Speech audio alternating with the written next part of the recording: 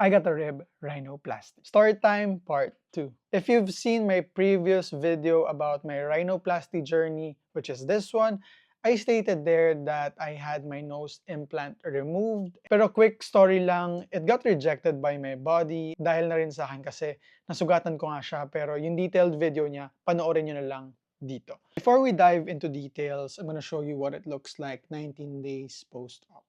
So this is the side, yun siya. Front. Don't mind the nostril na lang kasi hindi talaga pantay yan. Kahit yung original niya, hindi talaga pantay. Yung hirap lang na naranasan ko dito is sa nose is, ito, no joke, wala talaga ako naranasan na hirap sa nose. Yung cleaning niya, super bilis lang din. Yung sa may rib part lang talaga, konting sacrifice. Siguro mga first to second week, medyo masakit siya.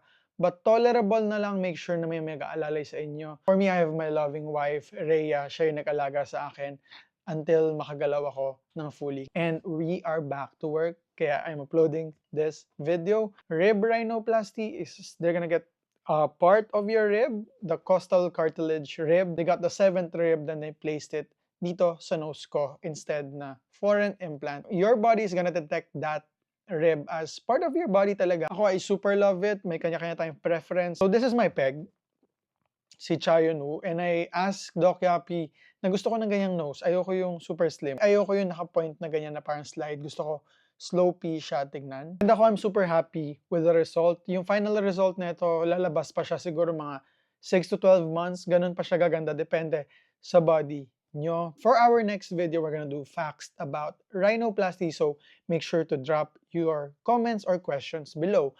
Again, super happy with the result. Thank you so much, Doc Yapi of the Icon Clinic. Peace.